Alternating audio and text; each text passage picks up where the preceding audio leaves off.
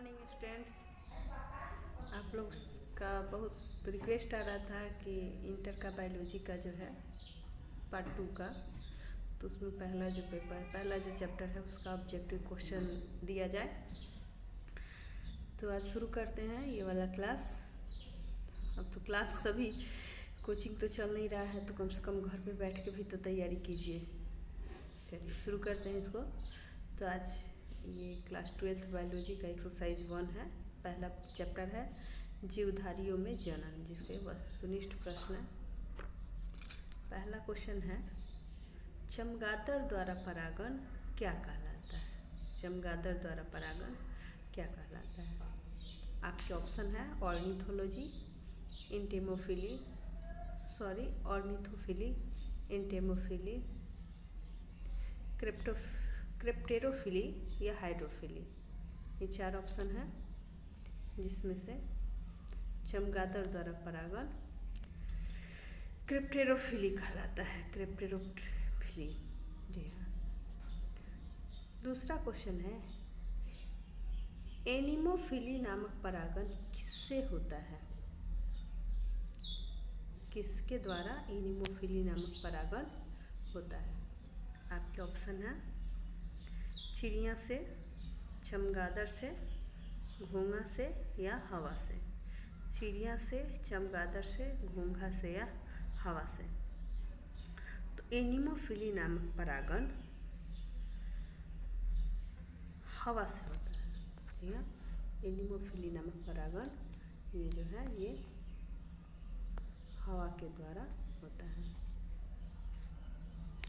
तीसरा क्वेश्चन है इंटेमोफिली नामक परागण किससे होता है, या किसके द्वारा इंटेमोफिली नामक परागण होता है।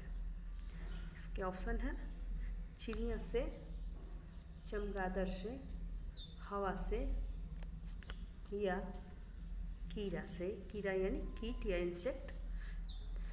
तो इंटेमोफिली नामक परागण इंसेक्ट से जो परागण होता है उसको कहते हैं इंटेमोफिली।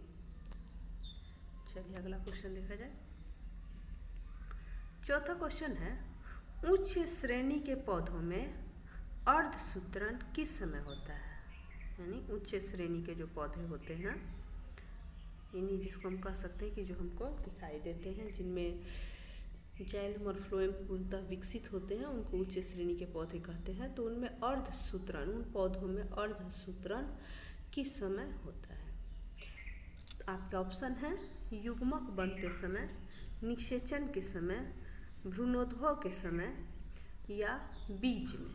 इन चारों में से अर्धसूत्रण ये कोशिका विभाजन की एक प्रकार है, तो उसमें से किस समय ये अर्धसूत्रण होता है। तो इसका आंसर होगा युग्मक बनते समय। जी हाँ, युग्मक बनते समय। चलिए अगला क्वेश्चन देखते हैं। केचुआ किस प्रकार का प्राणी है। केचुआ देखे होंगे उसको क्या हम लोग चेरा कहते हैं बिहार में। ऐसे केचुआ किस प्रकार का प्राणी है। आपके ऑप्शन है एकलिंगी, द्विलिंगी, अलिंगी या नपुंसक। इनमें से ये 4 ऑप्शन हैं, जिनमें केचुआ का प्रकार किस प्रकार का होता है, यानी उसके शरीर की बनावट किस प्रकार की होती है। तो इसका आंसर होगा केचुआ द्विलिंगी प्राणी है। द्विलिंगी कहने का मतलब हुआ कि उसमें नर जननांग और मादा जननांग दोनों उपस्थित होते हैं, इसको द्विलिंगी कहते हैं। चलिए अगला क्वेश्चन है प्रकंद का एक उदाहरण। इनमें से, यानी यह जो ऑप्शन दिए हुए हैं, इनमें से प्रकंद का एक उदाहरण कौन सा है। ऑप्शन है लहसुन, अरबी, अदरक या प्याज। प्रकंद का अर्थ हुआ कि उसके तने के द्वारा नया पौधा बनता है, जिसके द्वारा जनन की प्रक्रिया होती है।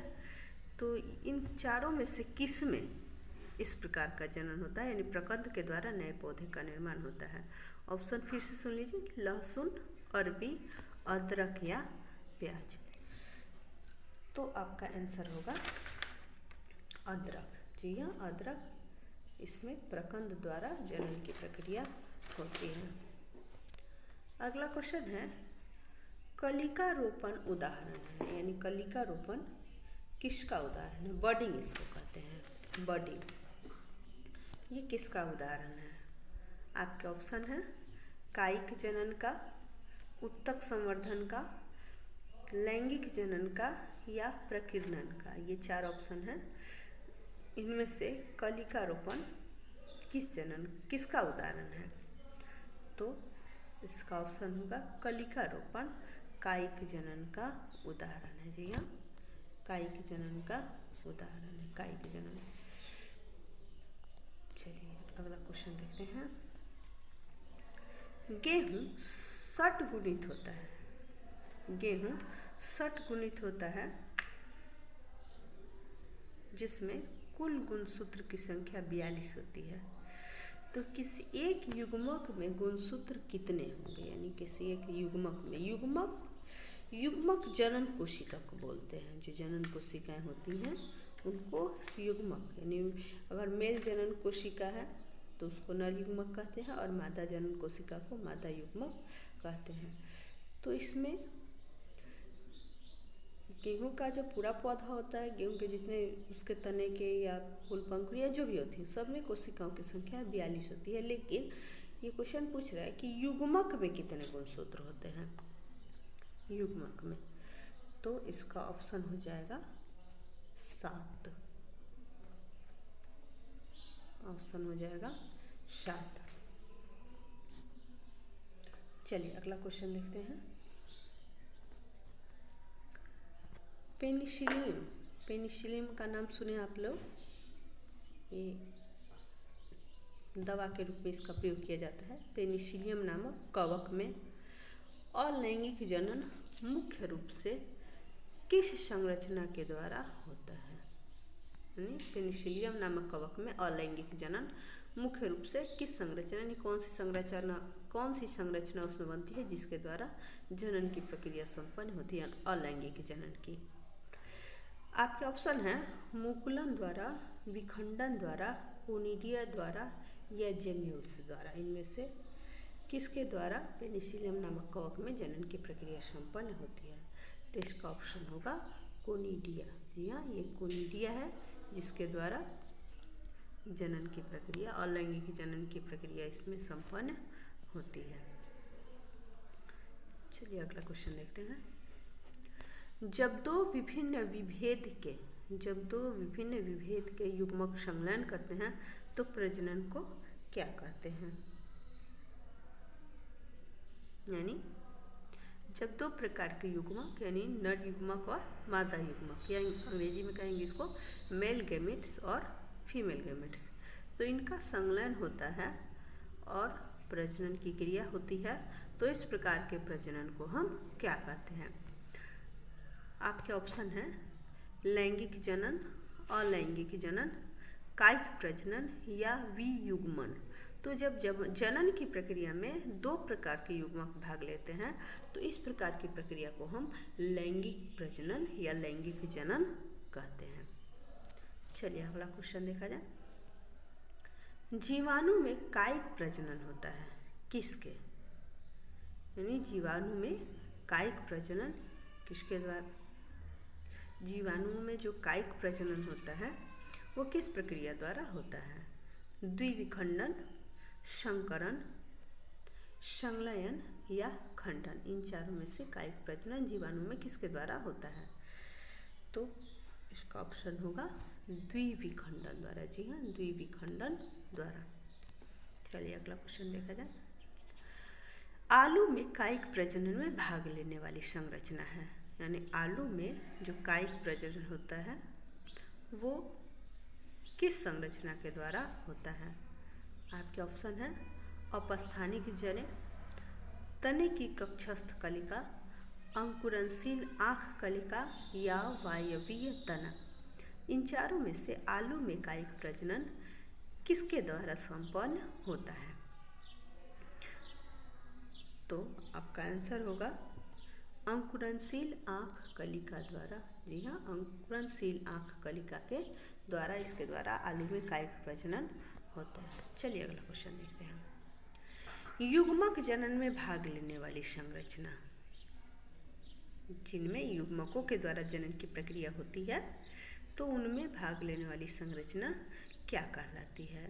नर युग्मक, मादा युग्मक, दोनों, या नर या मादा युग्मक? तो युग्मक जनन जिनमें होता है उनमें नर युग्मक और मादा युग्मक यानी ये दोनों भाग लेते हैं जनन की प्रक्रिया में। चलिए अगला क्वेश्चन देखते हैं। निम्नलिखित में कौन सा जीव सजीव प्रजक है?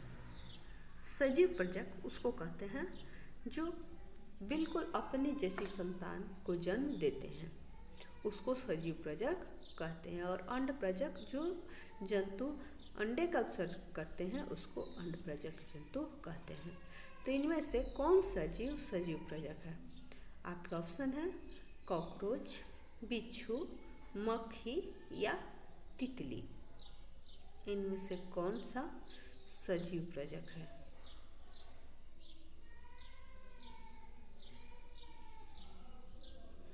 तो इसका आंसर होगा बिच्छू, जो कि सजीव प्रजक होता है।